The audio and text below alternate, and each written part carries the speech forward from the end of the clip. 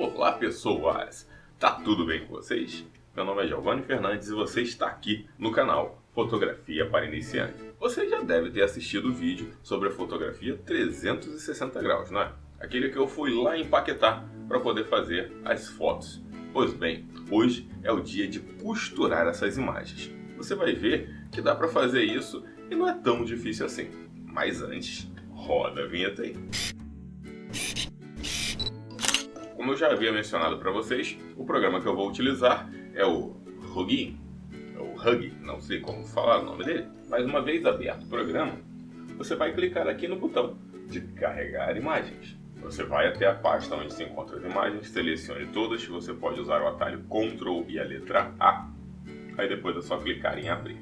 Esse processo de puxar as imagens vai depender muito da configuração da sua máquina.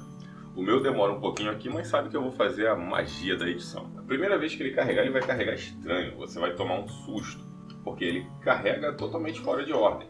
É porque o programa ele ainda não reconheceu totalmente os pontos de controle da imagem. Ponto de controle é justamente aquela transição que eu tinha pedido para você fazer semana passada.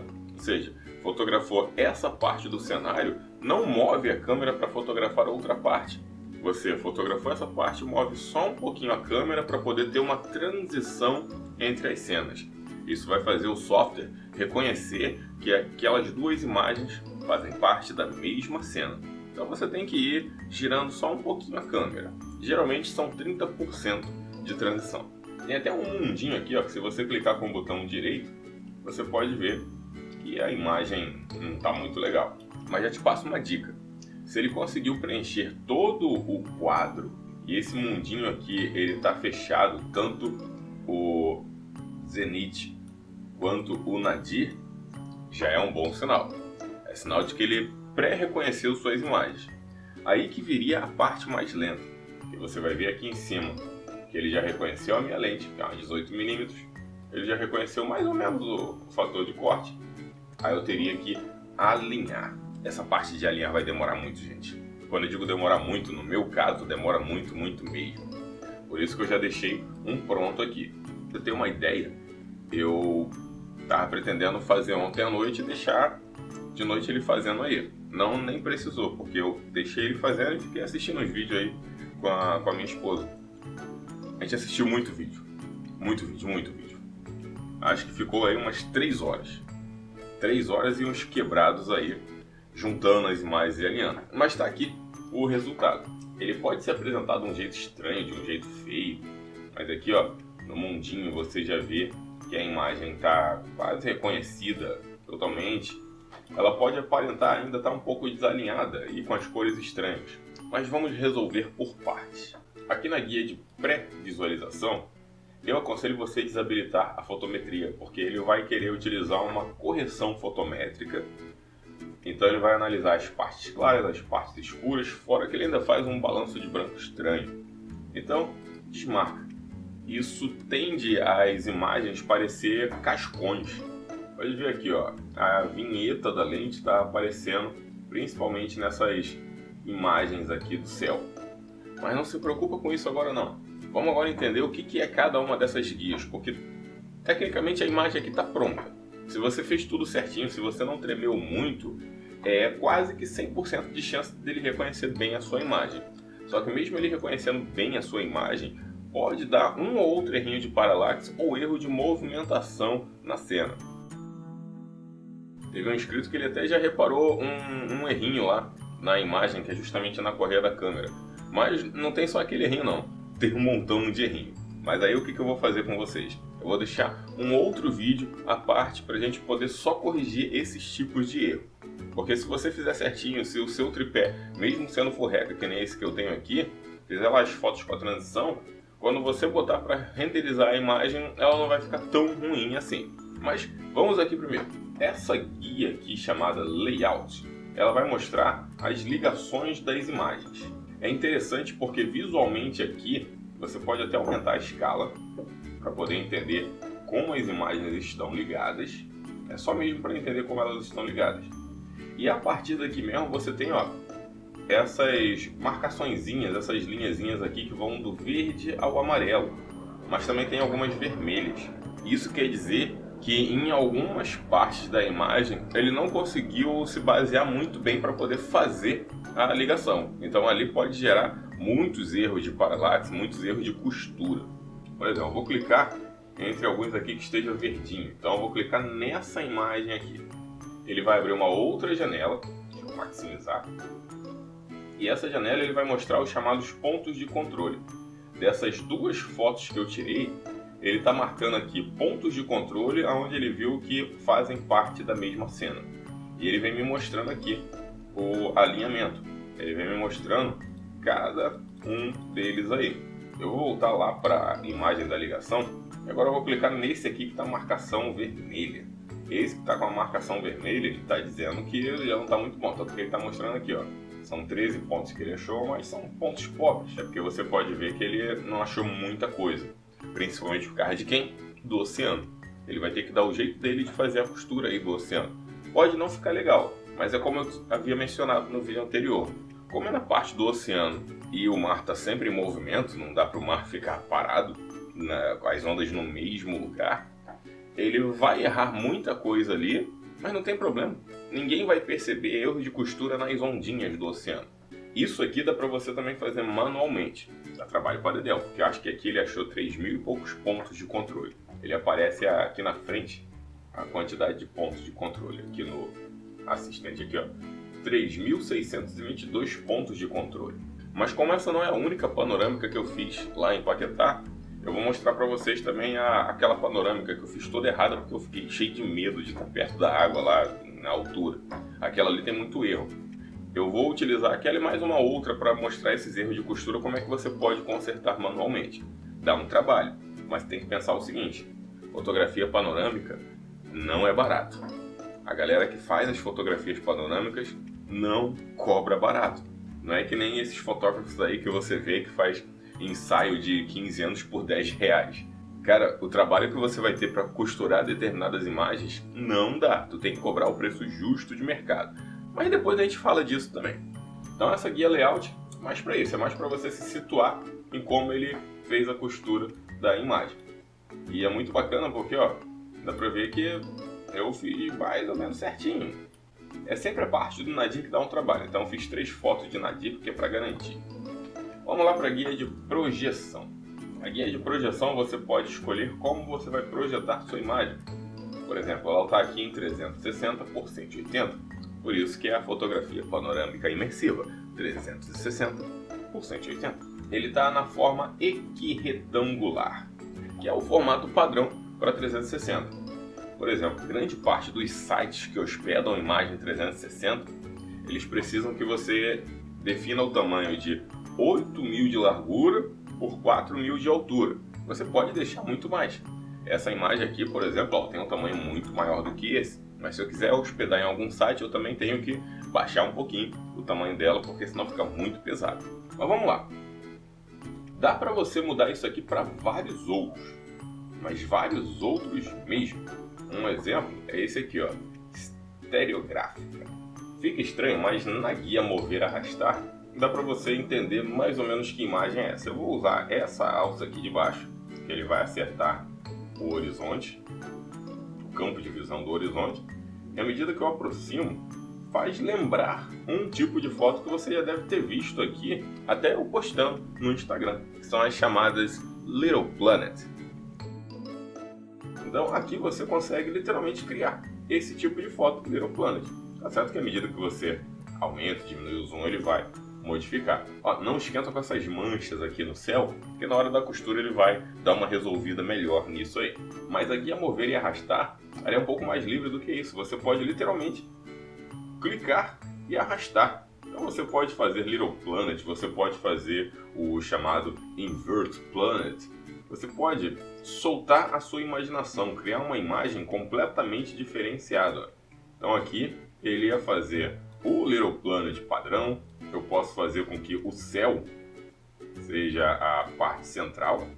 Precisa ter um pouquinho de controle com o mouse, mas aí você pode estar utilizando o botão esquerdo e direito. O direito ele usa a rotação e o esquerdo usa o posicionamento.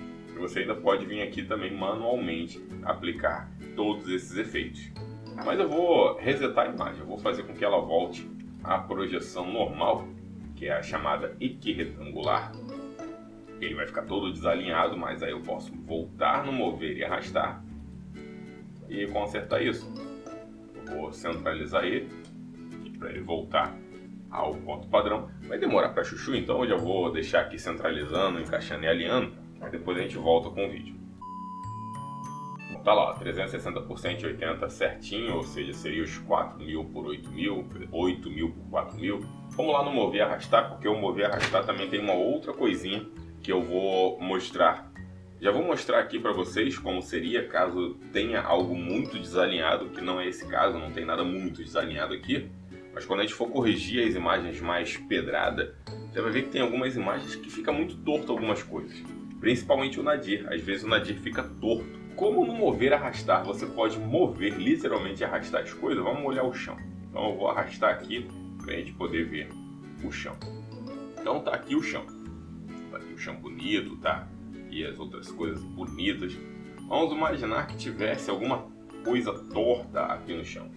Pelo mover e arrastar, eu posso estar utilizando ele no modo normal, ou eu posso usar ele no modo normal individual. O modo normal individual eu posso selecionar a imagem que eu quero consertar manualmente. Por exemplo, vamos pegar aqui, vou lá para o canto para pegar a imagem do nadir. Então, ó, tem a imagem 64, a imagem 63, a imagem 62. Se uma delas estivesse desalinhada, eu poderia marcá-la aqui. E agora, se eu clico e arrasto, eu estou posicionando a imagem. Então, eu posso posicioná-la com o botão esquerdo, posso rotacioná-la com o botão direito manualmente. É uma coisa bem detalhista. Aí que você entende por que para fotografia panorâmica imersiva você tem que cobrar um preço justo. Não estou dizendo para você cobrar caro, mas estou dizendo para você cobrar um preço justo. Porque dá trabalho fazer isso. Quer uma dica? Você não precisa também alinhar certinho. Porque quando a gente aprender a consertar as imagens panorâmicas imersivas 360 por 180, você vai ver que o próprio software ele vai reconhecer. Mas o software às vezes vai precisar de um norte. Então se ali ele realmente não tivesse entendido que ali as duas lixeiras são uma só, eu só precisaria colocar uma um pouquinho mais perto da outra. Quando eu voltasse a otimizar a imagem, que é fazer um novo alinhamento, ele vai ver que aquelas duas são uma só, porque está bem uma mais próxima do que a outra, ele dá o jeito dele encaixar as imagens. Então, pode parecer difícil, mas na verdade não é. É questão de você entender um pouco mais aprofundado o software. Como eu estou utilizando o Hugin, entenda que existem outros aplicativos tão bons e até melhores do que o Hugin, porém são pagos. Um deles é o PTGui. O PTGui é um dos melhores que eu utilizei, só que ele é pago e ele é muito caro. Mas quando eu usei a versão de teste, eu gostei muito. O problema é que ele é muito caro. Então eu pretendo adquirir o PTGui só quando eu estiver trabalhando mesmo nessa área aí. Por enquanto eu vou me virando no Hugin, que já me entrega bons resultados. Vale muito a pena para quem está abrangendo essa produção. Mas se você não quer comprar o software, o Hugin ele já vai te dar essa ajuda. Eu vou mostrar aqui agora como é que vamos realmente produzir a imagem. Mas já saiba que se você estiver utilizando uma grande angular, o Hugin vai reconhecer mais rápido ainda. O problema é que grande angular é um pouquinho caro. Mas depois a gente fala desses preços também. Bom, uma vez feito isso tudo, voltamos para a janela principal aí do Hugin e viemos aqui em montador. Na parte de montador ele já vai estar mostrando aqui que vai produzir uma imagem equiretangular de 360 por 180. Eu já deixei até o tamanho aqui, eu vou botar 8.000 por 4.000, mas eu poderia também chegar aqui e botar aqui, ó, quero calcular o tamanho ótimo da imagem, que seria o tamanho total da imagem. Ela teria o tamanho de 19.248 por 9.624. E aí depois disso, eu só precisaria chegar lá e montar. Eu posso até definir aqui correções, mas depois a gente vai detalhar isso aqui que é mais para correção de imagem. O principal é aqui. Botou para montar. Aí, meu amigo, é esperar. Uma vez terminado o processo de renderização da imagem, que também demora para dedéu, são quase 3 horas para alinhamento, e para renderização não chega a levar 3 horas. Mas no meu computador aqui geralmente leva 1 hora e meia para poder renderizar. Mas vale muito a pena. A imagem ela não vai ficar em 360 graus daquele jeito que você pode girar a imagem, ver para tudo que é lado. Ela fica desse jeito aqui. Para depois, quando você hospedar, por exemplo, no Google Fotos, ela bugar. Aí é bug do Google Fotos. Mas tá aqui, ó. Aqui ela tá em 360 já. Mas saiba que no computador ela não vai ficar assim. No computador ela fica naquele outro formato. E ainda assim não vai ser desse jeito que nós vamos consertar algumas coisas. Teve um inscrito que eu não lembro quem foi, que ele tinha achado já esse erro aqui, ó. O cara tem olhos de águia. Eu vou aumentar aqui. Aqui, ó, a correia da câmera. A correia da câmera deu uma bugada. Mas não tem só esse erro não, tem vários erros. Quer ver? Vamos dar uma olhada aqui. Já tem um outro erro de postura aqui. Mais um erro de postura aqui. O importante é você olhar para postes. Folhas de árvore, as ondas do mar vão dar erro, mas são erros mais fáceis de consertar pelo Photoshop. Então, ó, objetos assim, é melhor você procurar erros neles, porque são os mais chatinhos de consertar. Ó, tem eu acho que isso aqui é um erro. Vou mostrar um erro aqui, que eu acho que é o mais bizarro de todos. Isso aqui é um erro de costura, porque tá indo para um lado, ele corta e vai para o outro. Mas tem muito erro a imagem. Tem muito erro e quando a gente for consertar isso, fica muito a critério se você realmente quer consertar todos os erros. Porque tem alguns tipos de erro que simplesmente vão ser imperceptíveis quando a pessoa estiver olhando em 360. Mas então é isso, meu povo. Era isso que eu queria mostrar para vocês. A costura panorâmica, ela não é tão difícil assim, porque hoje em dia, tecnicamente, o software já faz tudo. Quando eu comecei meus estudos, eu apanhava muito com o Hugin, porque o Hugin ele não estava tão atualizado e otimizado como ele está hoje. Os programas evoluem, nós evoluímos. Eu vou continuar praticando, porque para você ser aceito naquele esquema do Google, você precisa enviar 50 fotos panorâmicas. Eu ainda não consegui fazer as 50, mas eu pretendo fazer essas 50. Já dei uma bela adiantada lá em Paquetá, fazendo algumas fotos panorâmicas. Aí, quanto a isso, me acompanha lá no Instagram que eu vou colocando os resultados lá também. Muito obrigado por ter assistido esse vídeo, porque eu tenho muito a agradecer a vocês, porque são vocês que me incentivam a continuar esses estudos e compartilhar com vocês. Porque quando eu comecei o canal, eu estava até pensando em já mostrar fotografia panorâmica imersiva, mas eu pensei, poxa, isso aí pode ser muito avançado para iniciante. Mas à medida que eu fui estudando, eu percebi que não é tão avançado assim. São técnicas simples, você não precisa de tantos, vamos dizer assim, cuidados. Eu considero o flash mais difícil do que a fotografia panorâmica. O flash em TTL, que o flash manual não é tão difícil assim. Agora, quando bota TTL, meu amigo, aquilo ali é um pouquinho chato. Até porque eu não tenho flash TTL, então não tenho tanta prática assim com o modo TTL. Mas a fotografia panorâmica é muito legal. É um mercado muito promissor. Tá certo que tem muitas câmeras aí que elas já fazem as fotos em 360.